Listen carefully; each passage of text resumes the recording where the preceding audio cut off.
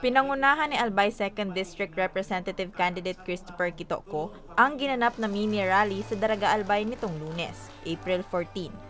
Sa aktibidad, isa-isang inilatag ni Ko ang kanyang plataporma tulad ng solusyon sa problema sa serbisyo ng tubig, kuryente at ang planong pagsulong ng pagkakaroon ng isang scholar sa bawat pamilya sa ikalawang distrito. Anya, upang umasenso, dapat may isang makapagtapos sa kolehiyo sa kada pamilya. Dagdag pa niya, ang pag-asenso ng bawat pamilya ay magdudulot rin ng pag-asenso sa komunidad.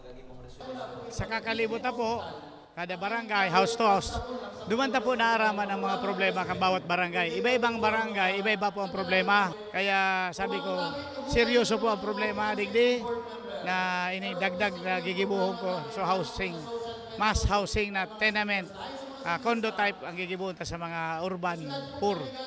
Kaya iyo po yung remedyoan ta. Papakarayon ko yan, abo ko karawan ining tulong taon na daykon magibo. Si Ko ay isa sa mga miyembro ng Lakas Christian Muslim Democrats at isa sa mga dating kongresista ng Ako Bicol Party List.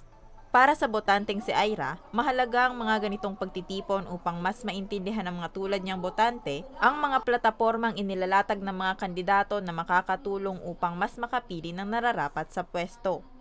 Okay, ang importansya ng pagkakaroon ng ganitong pagtitipon is hindi lang makilala yung mga kandidato, but also ma-introduce din nila kung ano yung mga platforms nila.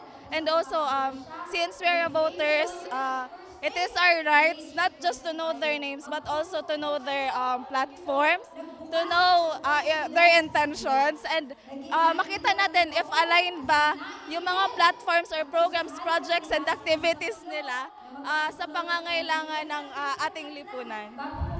Samantala, kasama ni Ko sa nasabing aktibidad si Daraga Mayoral Candidate Lal Baldo at ang mga kasamahan nito sa Team Arangkada Banwa. Maaasahan ta po ang padagos na pag-arangkada sa Banwa sa Daraga. Kaiba po yading linyadang yadi ang makaskas, dangan maaasahan, dangan serbisyong arani sa tao. Through sa mga program, projects, and activities po, nagigibunta. Aside sa pagpadagos po sa mga programa ni Mayor Awin Baldo, parehas ang sa inyang ABMLC, ABC, dangan iba pa, diyan man po so iba pang plano ta na gusto tang marilasar sa Daraga. Magtatagal ang national and local campaign period hanggang sa May 10. Para sa mga balitang tatak, Bicol, Rose Bilista.